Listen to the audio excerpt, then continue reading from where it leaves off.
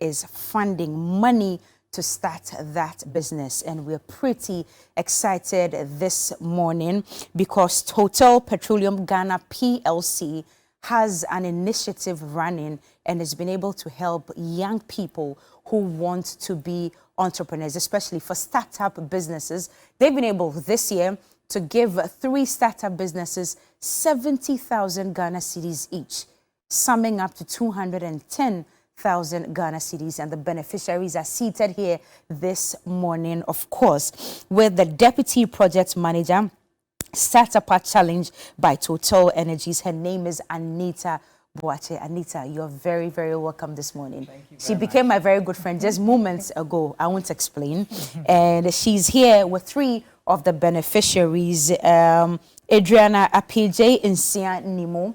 She won a Best Business Creator Startup Challenge by Total Energies. And of course, Matthias Charles Yabe, he won Best Startup under 3 years old. And then Anna Poka Adazabra, she won Best Female Entrepreneur.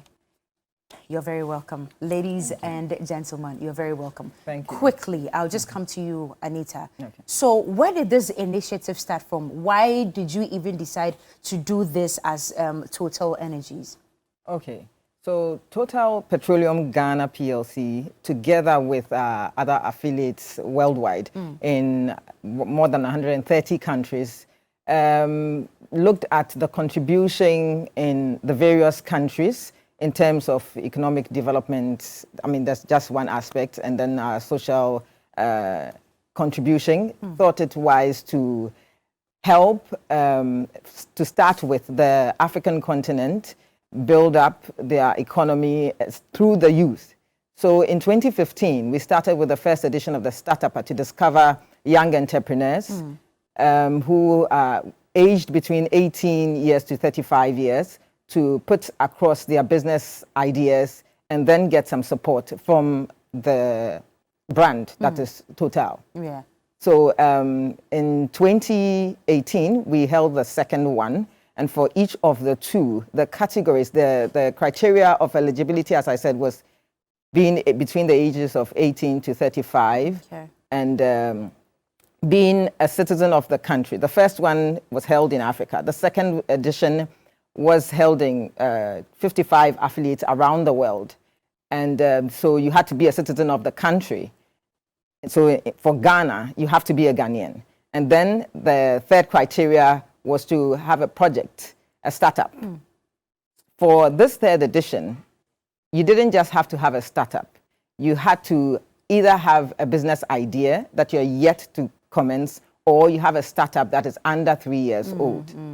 Yes, so, and then looking at the participation of the women, that is the applications we've received in the first edition and the second edition, we realized that the numbers were impressive, and so we wanted to give a push to women as well. So there was a third category of winners that was added for this third edition, which is the Best Female Entrepreneur. I see. Yes. And that's what Anna Poka won. Exactly. She won Best Female Entrepreneur. But quickly, before I come to you, so all these criteria is what you should have before you even enroll onto the program. But I'm told that it was a challenge. So did they have to go through some quizzing or anything to be able to qualify? Yes. So the program was launched 29th October last year. Okay. And then from November to 23rd December, the platform was open. So once the platform was open, people could put in their applications. And so we had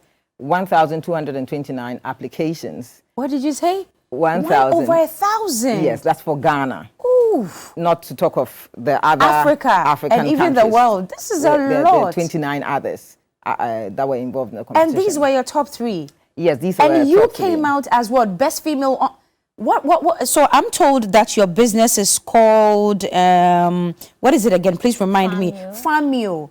Are you a farmer? Yes. What do you farm? So with Farmio, one of the most difficult things for farmers today is not even the price of inputs as much as the lack of a solid support system around farmers all over.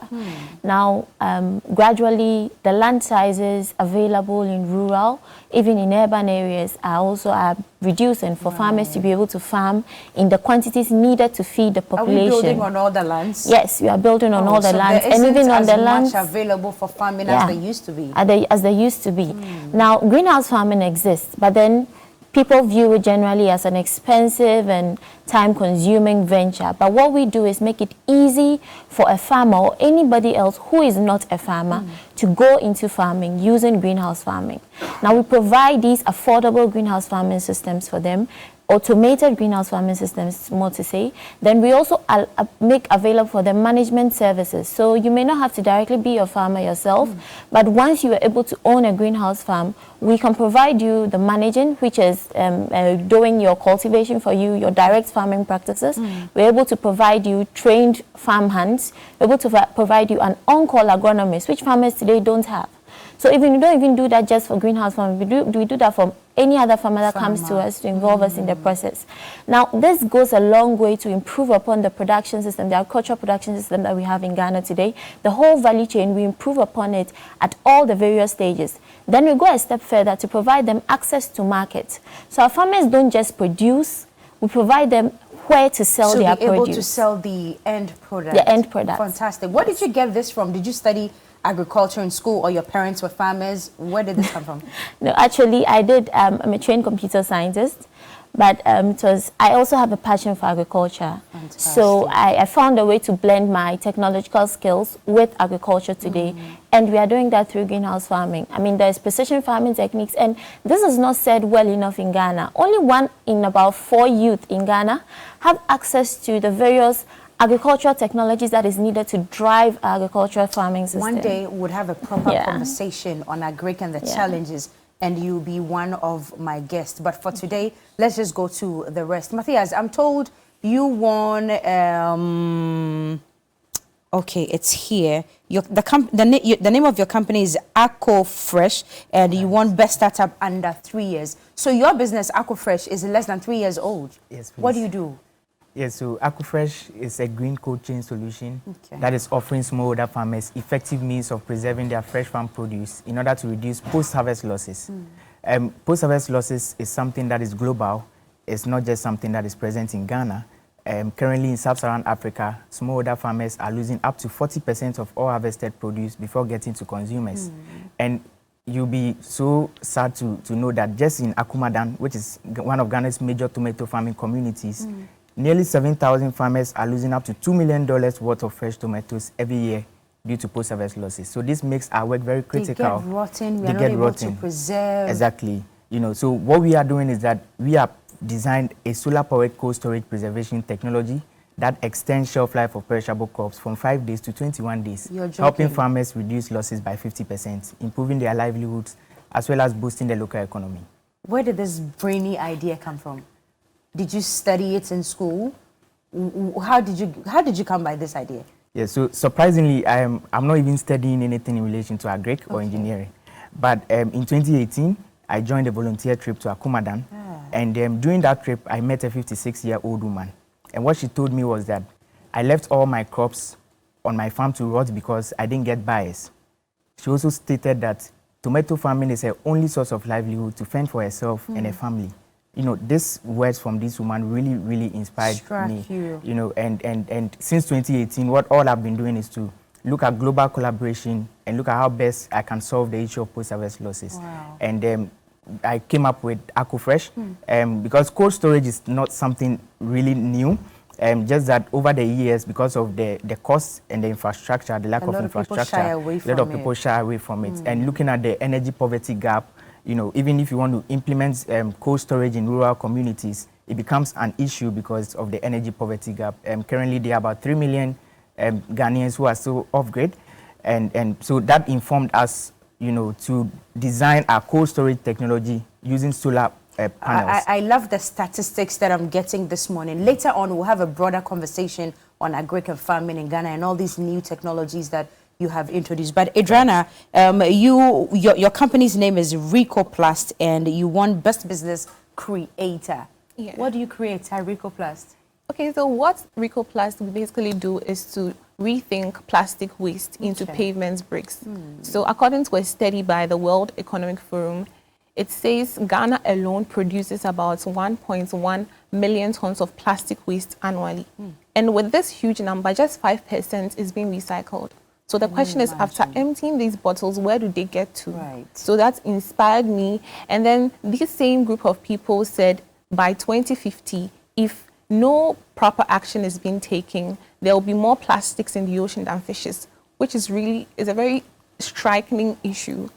So if this is an issue that is happening and then we can recycle these plastic waste into something good and something beneficial, why not start with an initiative where you can use these plastics So instead of them? That's how Recoplast was birthed. Exactly. I see. So out of over 1,000 applications, these 3 came out tops. What's the criteria you used to pick them, apart from what you mentioned? Was there an X factor that was considered before they came out tops? Yes, so the criteria, we had 3 criteria. We had the project had to have a sustainable development element in line with the SDG goals put out by UN, which Total Energies aligns with. It has to be feasible, meaning we want to see it developed, and then we can see that we helped birth this project. Right. And then also it had to, SDG goals has to be feasible. Right. It has to be innovative, yes. Okay, That's a very important factor. Congratulations to all 3 of you. You are 210,000 richer than you used to be, 70,000 each for all of you. I can imagine how helpful that amount has been. Has it been very helpful? Oh, yes, it definitely. I was asking them how much are they giving us, but they are still not saying it. But Anita, last question for you before we go. Okay. So this is for this year. Are there more competitions this year? Yes. How many more? Well, as I said earlier, we started in 2015, and we don't intend to see its end anytime soon. I need it myself. It is part of our corporate social responsibility, and then we see its benefit to the various nations that have been involved so far. That's your camera. Okay. If one wants to enter into this challenge, what do they do? I'll just tell the youth out there that be prepared with what impact you want to have on your economy, on your country, and even for yourself. Yeah, so it is not too late if you don't have anything properly packaged. You can look at the 3 we have here, and then the experiences they have put out so far with what they have produced, and then just get ready. Is there a website or a phone number anyone can call for assistance? At the moment, I think I can put my contact number out for any further questions. Right. So my number is 050-130-4749. But at the moment, if you visit the website, which is startup@totalenergies.com, you would see the projects, the top 15 projects that were selected, out of which we have the 3 right here. Right. Yes, so then you can get some information just to prepare you for the next edition. Adriana, Matthias, and Anna Polka, congratulations to you. I'll come and learn a lot more with what you're doing to help Mother Ghana. Anita Boachi, she's the Deputy Project Manager, Startup Challenge by Total Energies. Thank you so much for coming this morning. Watch out for my application this year. Thank you.